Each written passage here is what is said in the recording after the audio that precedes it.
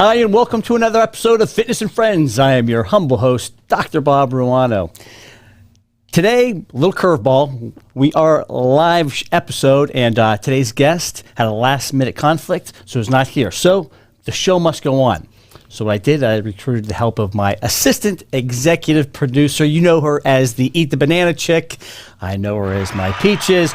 We're talking about Farrah Ruano. Farrah, welcome to the show. Hi.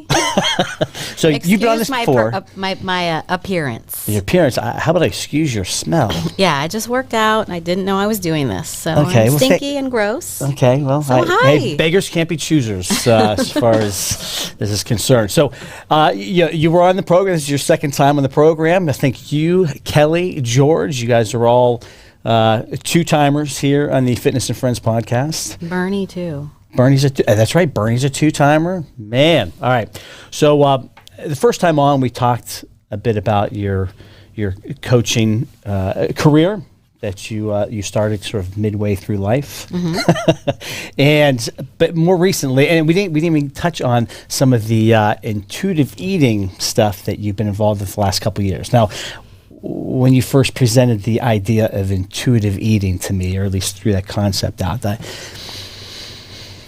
it was hard for me to wrap my brain around that. Like intuitive eating, it's like intuitive breathing. You just breathe, right? Don't you just eat when you're hungry and you stop eating when you're full, right? But you have that ability. You grew up, you never had an issue with food. Yeah. So yes, to you it sounds like a foreign concept because it seems like it is. It's like breathing. You're supposed to eat. Yeah. You know? Until you're full and then right. Okay, I've had enough. Right. But when you grow up with disordered eating patterns, you forget that. You forget to tune into your biological cues. Instead of listening to your biological cues, you're listening to coaches or numbers that you're supposed to follow, and you're not really thinking about how you feel and how the food's making you feel and what the food is intended to do. Instead, you're like, oh, I have to eat this whole thing because this is what my coach told me to eat.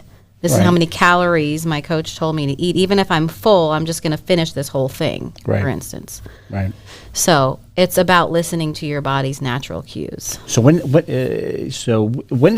that get off kilter? When did we go off the tracks with that?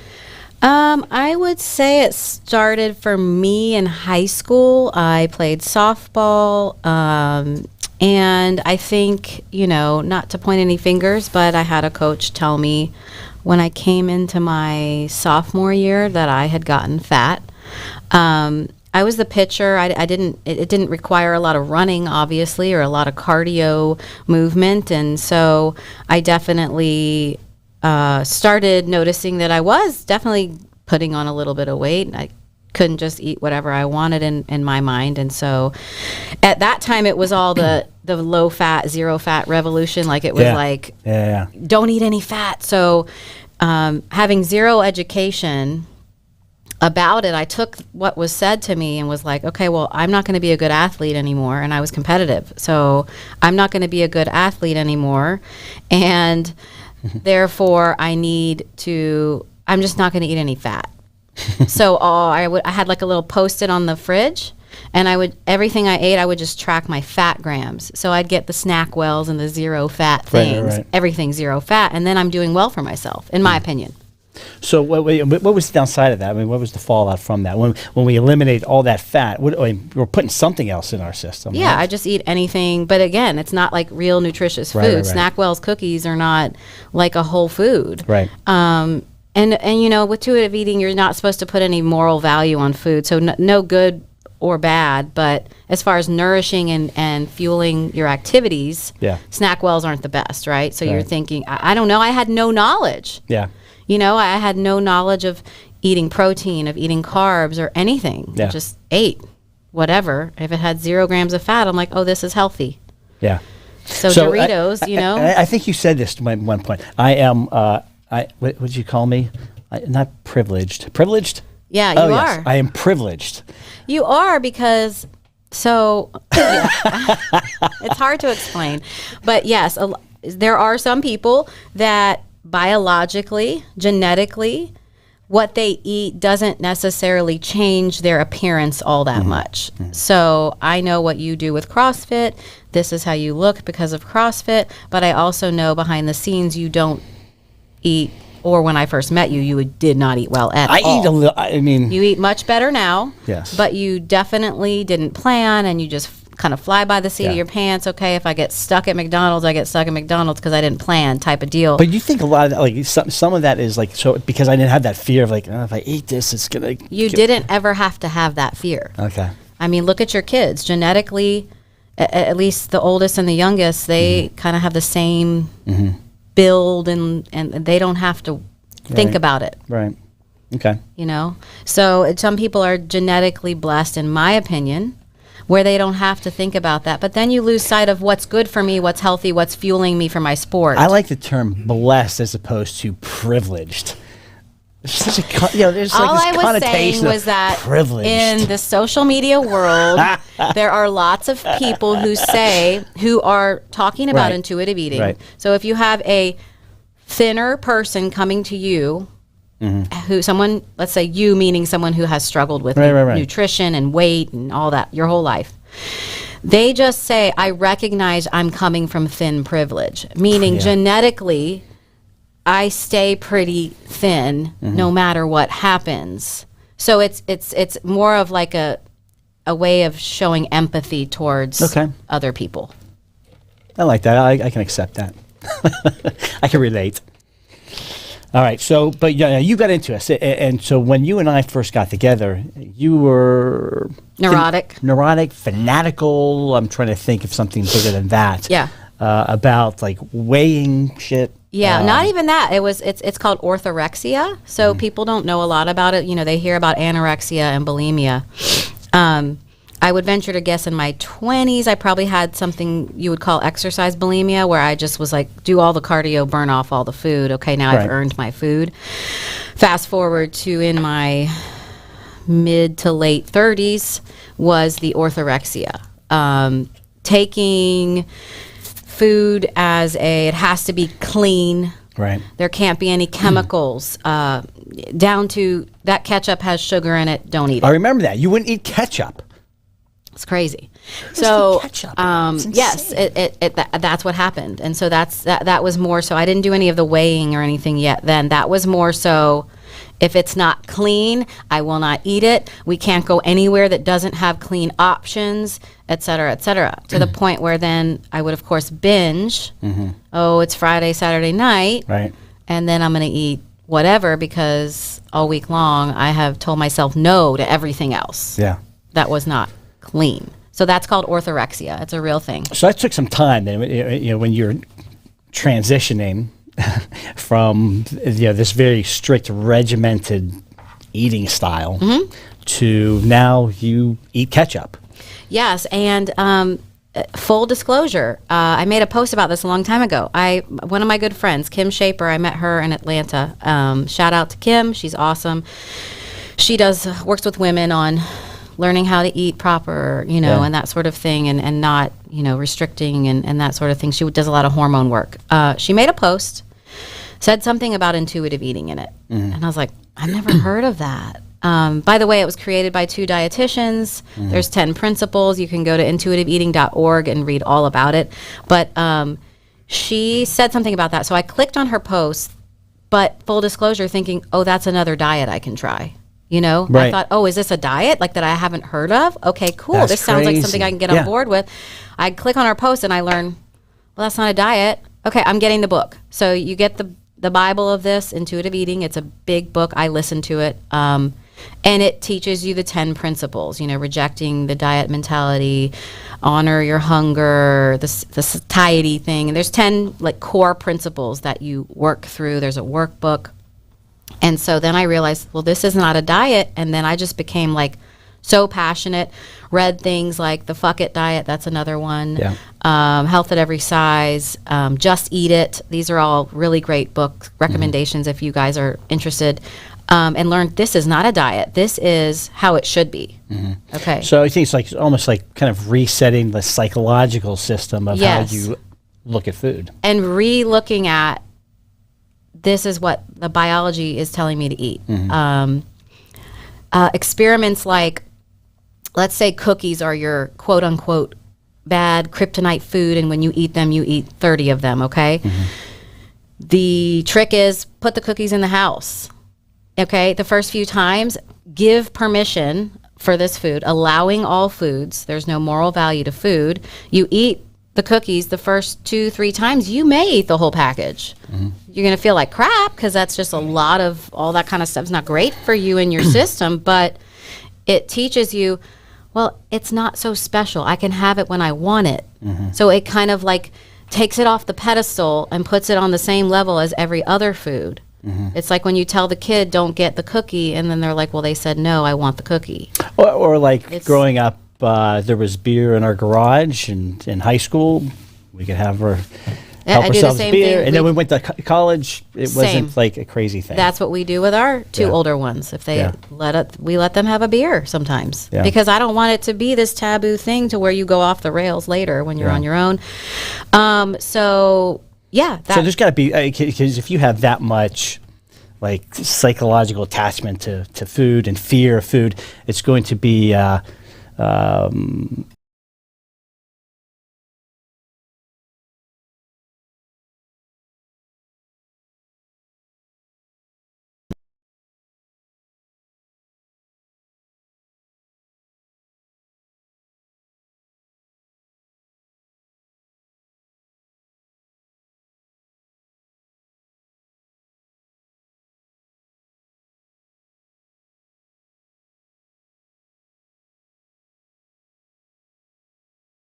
and your body will find its natural set point once you start listening to your cues. Now, I will be real with you. I went overboard. I did. I was like, literally, fuck it. Well, probably everybody does. Fuck it. Yes, that's literally what I did. And ate whatever, whenever. Did I put on weight? Sure, I did. But fast forward to now, I have a whole different perspective, and I think I have found like the middle of the road for myself. Well, that's good because it's less stress, less cortisol, better regulation of all of your hormones. Right, exactly. So I was, deleting the apps, the MyFitnessPals, and deleting all the things, and not ever going to track again, because it made me feel like I was in jail. For a different reason. For a different reason, though. Right. So I've shifted my focus to lifting weights with Paragon training methods. They are the bomb. You've got to check them out if you're interested. Only $49 a month, and you have access to all their programs. I'm doing their 3-day lifting, 3-day full body, Monday, Wednesday, Friday, and then I throw in a couple days of cardio. Used to be heavy cardio, maybe a little lifting. Right. Now I'm heavy lifting, couple days of cardio. I've shifted my mindset, and so I was trying that without tracking, and then following them and what they talk about. I realized I needed to do the responsible thing. If I'm spending this $50 a month on this programming and I'm putting all this time and energy and passion into lifting, I need to make sure I'm eating enough protein to support the muscles I'm trying to build, and my maintenance calories. So no more will I put myself in a deficit or restriction. Right. And even one day I may even do what they call a bulk. But right now, what I decided to do for the last couple weeks is go to my maintenance calories, which I know how to figure out and that sort of thing. And ever since I have done that, I'm pretty relaxed. I've been eating my maintenance calories. I don't want to throw numbers out there because it can kind of trigger people. Right. But I've been staying pretty steady. It'll sometimes at it, sometimes below, sometimes a little above. But I'm very focused on making sure I get my 130-ish grams of protein a day to support my muscles. And ever since I did that, I'm noticing I'm full. Well, I was going to say, I've heard that if you can just pick one number to track, it's the protein to track. 'Cause if you're getting that, you're probably getting enough calories. You're probably getting enough of the other and you're things full as well, and because of the protein. Yeah. So and if you're getting into performance and that sort of thing, and you're working with someone who's like you, who's a CrossFitter, you need to make sure you're also having enough carbs and that sort of thing. But yes, if I were to work with a client who needed to know, what do, I would say, especially a client who dealt with orthorexia or any sort of eating disorders, number one, I'd make sure, are you working with a good talk therapist? Because that's out of my my expertise. But on top of that, we don't need to worry about any other numbers except your protein. I would and have worked with people on reverse diets who have dieted. Right. So that's like building people up to their maintenance calories. You know, I refuse to do any sort of restriction in dieting with people. That's just not my goal anymore. You kind of bring this thing around full circle, almost like the egg. Remember, like, eggs were really good for you. And then there was a time where eggs were horrible for you. Yep. And then you're like, well, eggs are fine if you remove the yolk and just eat the egg whites. And now it's eat the yolk. Now it's eat the whole thing again. So, like, back, I guess I'm thinking back in like 80s, 90s, and maybe even currently, it was all about calorie restriction and high cardio, high volume cardio. Okay. Yeah. Right. That was like. Yeah, and let me speak to that. So I also follow... Right now, both of those are out of favor. Yeah, I also follow another really amazing group of, you do too, a podcast called Mind Pump. Yeah. So the combination of Mind Pump and Paragon training methods has really like shifted my focus. Like I got into it, but I've really delved into this. Now, cardio is great for you. You need it for your heart. You need it for your body. A lot of times people need it for their mental state of mind. And it's I'm not saying it's horrible, but cardio is going to burn. Let's say you're doing your cardio HIIT classes 5-6 days a week. Yeah. And you just started. Are you going to lose weight? Absolutely. Are you going to be burning a bunch of calories in the moment? Absolutely. In the moment. In the moment. Yeah. But over time, your body gets adjusted and adapts. Well, it only makes sense. Your body's going to figure out the most efficient way. And then it's going to be like, okay, if you need to lose more weight, you have to cut more food. You have to do more cardio. Yeah. And you can't sustain that. Your hormones can't sustain that, and you physically can't sustain that, and you mentally cannot sustain that. I get that. So the magic in the muscle is you put a heavy emphasis on strength training 3 days a week, at least. And you build the muscle because the muscle's burning around the clock. Right. Now, will you lose the weight right away? Nope. Yeah. You might gain a little weight. The number on the scale is going to go up because you're building muscle. Are you burning 500-600 calories in a weight training session? No, not necessarily. Correct. You're resting more. You're not breathing as heavy. So on paper, it looks like, I'm not getting a good workout. But over time, with the muscle building, you're getting the most bang for your buck over time, and you're building a machine. And the muscles, which is why you are able to put whatever you pretty much want in your mouth, your body's just... I've been an intuitive eater all my life, babe. Right. I'm going to put it out there. The Lulu clothing. I had a whole shitstorm with Lulu. This was a tragic, it was so difficult moment in the Ruano household recently. Bad. I had to sell off all of my Lulu shorts because the butt was too tight. And so that's psychologically awful for me. I'm like, I'm just getting fat. That's right where I go to. And then, I realized, okay, I'm building muscles, and I just said, I just have to do this. I have to do this. I did sell them to 2 really close friends, so it made me feel good that I get to see my Lulus on my friends, and I make them happy. Yes. And now I'm going to buy some more and they fit. And you said they look good, but I don't feel good. He liked it. I don't like things really tight on me. That's just like a psychological thing for me. So I'm going up in size. I'm biting the bullet. Good. It's weird. Lulu's weird. I mean, some of that size still fit me in some of my styles, but it's whatever. It's just a number, just like the scale. So that's it. Yes. You've been really, really passionate and really driven. It's like I said, I've always kind of worked out kind of solo in the garage, and for me, it's like meditation. And to see you starting to do that, as long as the temperature is okay. Yeah, I don't. I'm a diva. If it's too hot, I gotta go to the gym. You, that's when your body changes and adapts to the elements. Okay. Anyway, so you know who else has who's gotten on a fitness journey as of late? Who? Our executive producer, Elio.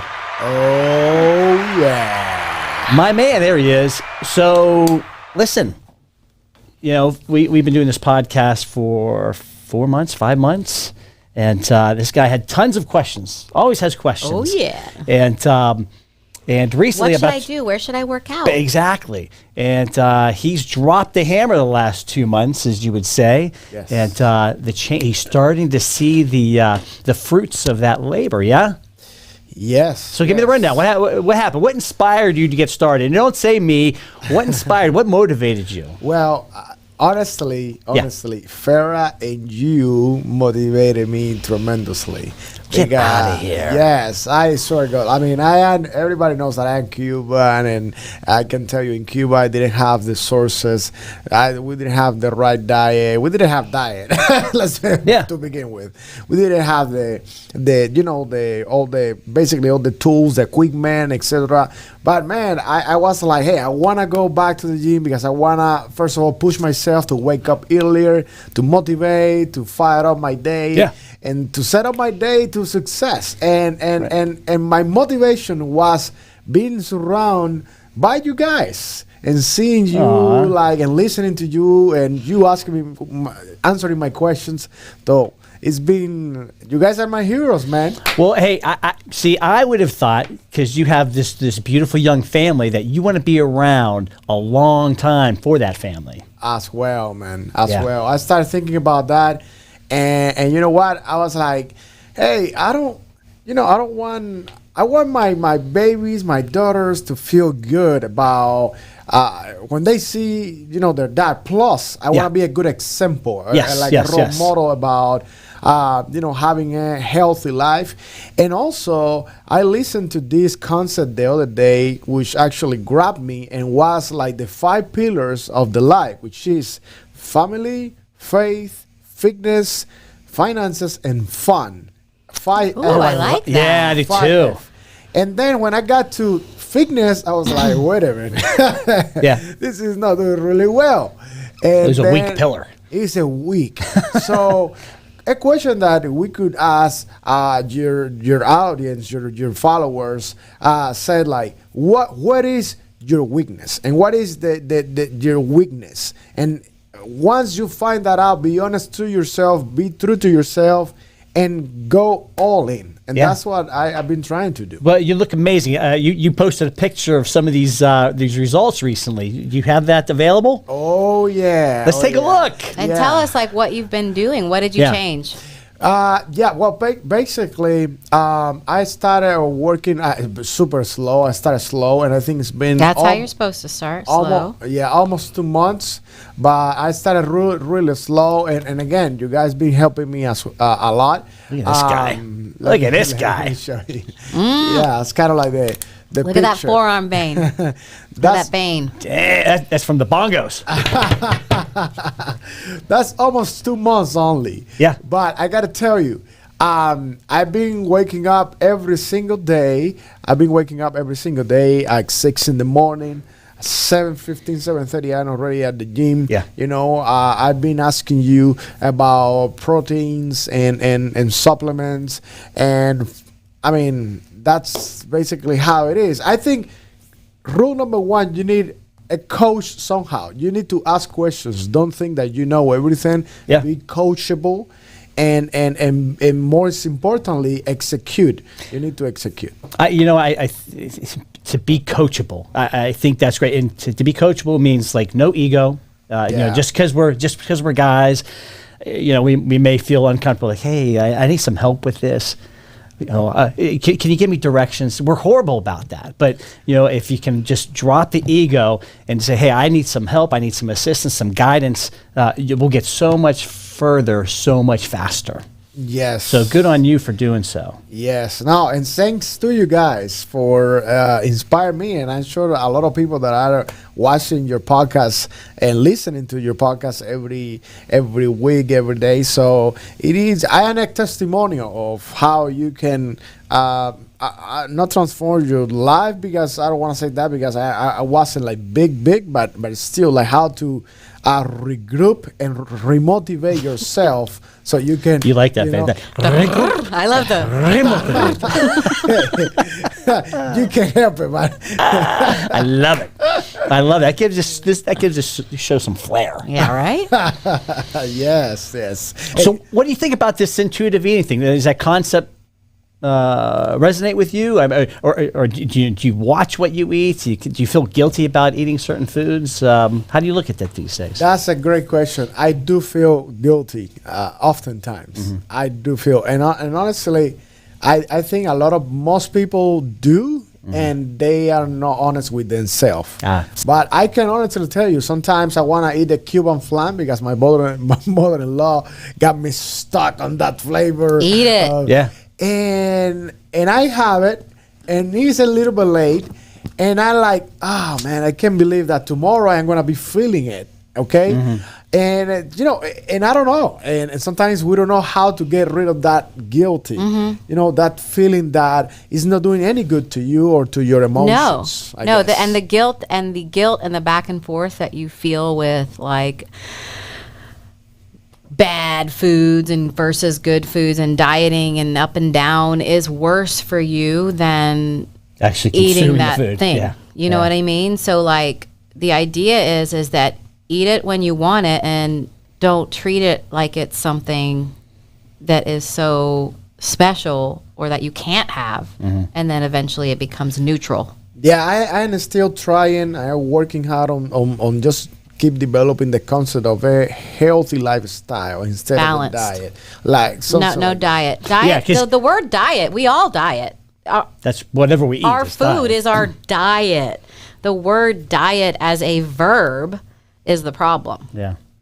Well, and to that point, I love that expression. To that point, you mentioned the 5 pillars. Well, kind of good decadent food sometimes is part of that fun pillar. So why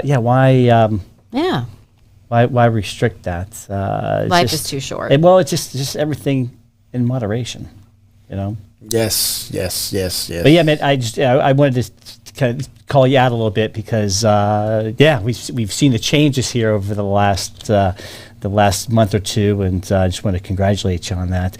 Well, appreciate you, now man. that you're an old man of 30, gee whiz. I can't believe I know. he was 29. I really all this did. time. He's a very, very mature. Yeah, you 30. carry yourself. I think that's what it is. Very mature. Yeah. Well, I really appreciate you guys. Thank you for having me. Yeah. I am always behind the cameras trying to make it happen here. You guys, thank you. Well, you do, and one day we'll have to delve into that because, he is when I think of like the pivoting situation, that's a pivoter right there. With what he's done with the Fiesta Media Productions and these podcasts and this whole setup is really cool. I just want to say something that if you are watching whatever is your situation, don't allow your situation to hold you back. Go and get it. Don't stop. Whatever you got to do, just do it. Don't think about it twice. We do. I think we're so fearful of what other people are going to think, but nobody really cares. To be honest with you. And honestly, just because I know that a lot of people right now in the crazy times that we're living in, they are allowing fear to stop them from reaching their ultimate goals, either in their finance, either in the family, either what is the best version of yourself, either whatever it is in your business, you name it. But we are all fearing something, and that's okay. But what you just mentioned, pivoting in the times that we're living in, do what you got to do, but don't stop. Just ask yourself. And how you do it is none of your business. Just do it and make it happen. That's what I think. So, love it, man. Love it. Thanks for having me. Keep doing it. Keep at it. Well, there you go, babe. Another intuitive eat convert. Oh, okay. I don't know. Yeah. So, What else? What else do you have to say about that subject? Well, it's a long process. It's a lot of undoing of all this in your head. I mean, you hear little kids talk about being, quote, fat or worried about being fat. It starts from a young age. Society, unfortunately, still perpetuates it. You'll see brands now. Some brands like Lulu, Athleta, super awesome. They have all different sizes and types of body as their models. So yes, more and more people are coming out with with. I will say there's a lot of misinterpretation about what intuitive eating is, so I highly recommend reading those books I mentioned earlier. And yeah, if you're looking for a good lifting program, I highly recommend Paragon Training Methods. We are also adding some lifting classes at Orange Theory starting September 20th. It's called Lift 45. I am beyond excited. I'm going to get trained on how to coach that here in the next couple of weeks. 45 minutes of lifting. That's it.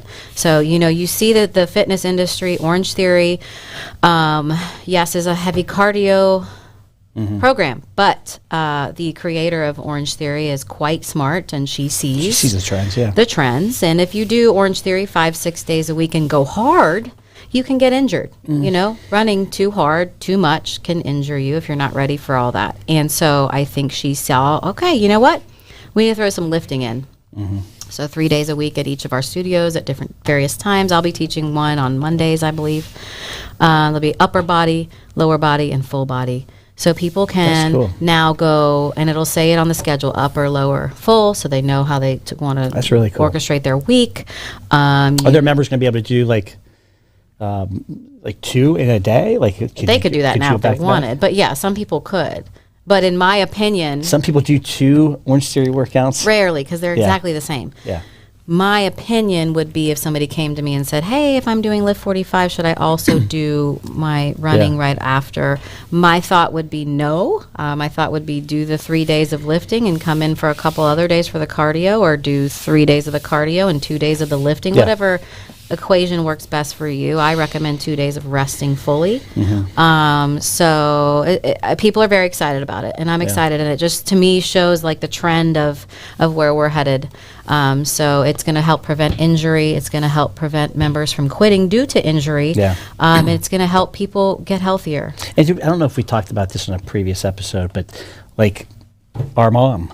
Exactly. Took a fall recently, broke her leg from a fall. 3rd time breaking a bone. See, now fortunately she was able to get up and call for help. But again, that if she were to have like more muscle density, more protection. I tell that to people all the time. The more you lift, the more muscles. It's body armor. It's to protect you, because when you're 80, 70, whatever, you're going to fall. It's going to happen. You're going to trip and fall, and you want to have something to protect you during that fall. And it's she's going to start working on it. She's She's actually making a change with physical therapy, and then she and I are going to work together on giving her some at-home, light-weighted things she can do a couple times, 3 times a week at home on her own once that is all healed up. And but the best time to start this is now. is now, before literally the best time to start is when you're a kid. I was gonna say the best time to start would be when you're a child. The next best time to start is today. For sure. And just my recommendation is trust the process. Don't, oh my God, I'm gaining weight. Don't weigh yourself. If anybody out there wants help, I am definitely available for helping with that mindset shift, as well as reverse dieting. So if you're somebody who's feeling like, wow, I'm feeling the effects of yo-yo dieting, I'm tired of this, I don't want to do this anymore, definitely reach out. I can help. That's cool. Yeah, and then we'll close it up after this. But it's something I've read yesterday, and it applies to me. It was speaking to me actually about I'm not a big runner, right? It's like pulling teeth to get me to come do one of your classes at Orange Theory. And he gets to come for free, mind you now. Yes, but it's only because it's challenging. And what I read was it's challenging because I'm trying to do too much. Yeah. They said, back it off. It should be recharging and not like depleting every time. And then slowly build up to that. Don't think, well, I used to be able to run a half marathon. I should. No. Mm-mm. Just stay within somewhat of a comfort level so you come back for a little more. Right. And your coach says patient. That. Ben Bergeron, your coach who's gotten you to help get you the games 5 times, says when you're listening is, you shouldn't be going to where you're in a puddle of sweat on the floor more than 1 to 2 times a week. Yeah. Other like you said, the rest should be restorative and energizing and not depleting. So it's hard because where like you had this or used to have this hang up and struggle with food. You know, mine is probably with exercise. Like if I'm not on the floor, I feel like I didn't get a good workout. Didn't get a workout, and it's or when you say I'm just lifting today, I'm like just. Yeah, that's mostly all I do. So thanks for minimizing all of my workouts. Yeah, it's no. I mean, I get it. Again, so show some empathy. No, I get for it. your husband. No, but you got better once you backed off. You got better, did you not? Yes. Once you stopped doing 6 days a week of puddles of sweat in the floor, you improved as an athlete. And that's going to be a wrap for today's show.